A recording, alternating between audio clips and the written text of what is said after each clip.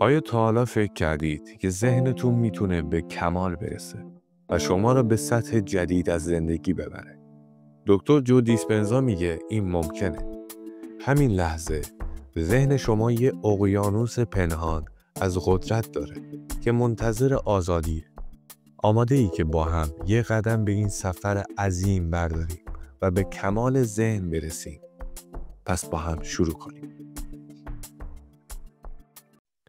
کمال ذهن چیه؟ خب بذارید با یه حقیقت بزرگ شروع کنیم. ذهن شما محدود نیست. اگه درست بشناسیدش میتونه به کمال برسه. دکتر جو دیسپنزا تو کنفرانساش میگه کمال ذهن یه حالت متعالیه که توش پتانسیل های درونیتون فعال میشن، مثل خلاقیت بی‌حد، شهوت عمیق و توانایی حل مشکلات پیچیده. این چیزی نیست که فقط تو قصه ها باشه. این علم کوانتوم و آگاهیه. دیسپنزا توضیح میده که ما معمولاً فقط از 5 تا 10% ظرفیت ذهنمون استفاده میکنیم، چون توی الگوهای روزمره گیر افتادیم. اما کمال ذهن وقتی اتفاق میفته که از این محدودیت‌ها آزاد بشید و به یه سطح بالاتر از آگاهی برسید.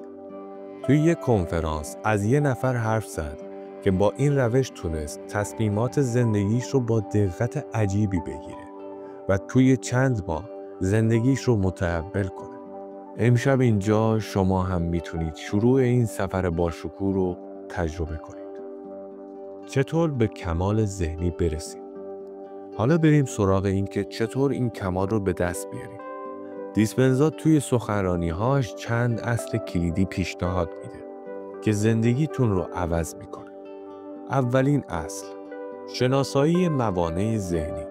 دیسپنزا میگه باید بفهمید چی ذهنتون رو از کمال دور نگه میداره. مثلا ترس از ناشناخته ها، قضاوت های منفی یا وابستگی ها به گذشته. از امشب به خودتون یه سوال ساده بپرسید: چی من رو از بهترین نسخه خودم دور میکنه؟ این سوال مثل یک کلید قفله که ذهنتون رو باز میکنه. دومین اصل، انتخاب آگاهانه است. دیسپنزا میگه شما باید تصمیم بگیرید که به جای واکنش‌های قدیمی با آگاهی عمل کنید.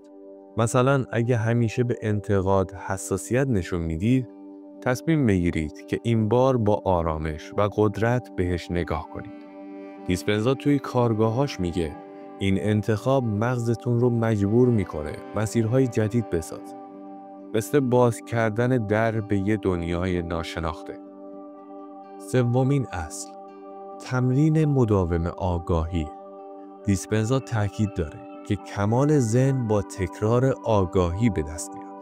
هر روز حتی فقط 5 دقیقه به خودت یادآوری کنید که هدفتون اینه که به بهترین نسخه خودتون برسید. توی یک کنفرانسش از دنی حرف میزنه که با این روش تونست بعد از سالها افسردگی به یه حالت شادابی و خلاقیت برسه، فقط با یادآوری مداوم هدفش. و آخر، اعتماد به فرآیند. دیسپنزا میگه وقتی ذهنتون رو به کمال نزدیک میکنید ممکنه مقاومت کنید، ولی باید به این سفر اعتماد کنید. توی زندگی واقعی آدمایی بودن که با اعتماد به این روش توی چند هفته حس عمیقی از آرامش و قدرت پیدا کردن. شما در آستانه یه تحول عظیم ایستادید. دیسپنزا میگه کمال ذهنی وقتی میرسه که شما به پتانسیل درونیتون ایمان بیارید و این ایمان کلید همه چیزه. از همین الان شروع کنید. موانع رو بشکنید، آگاهانه انتخاب کنید، آگاهی رو تمرین کنید و به فرایند اعتماد کنید.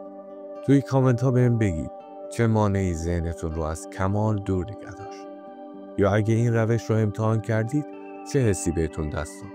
اگه این حرفا براتون جرقه زد، کانال رو دنبال کنید تا اون موقع به کمال ذهنتون نزدیک بشید و ذهنتون رو بیدار نگه دارید.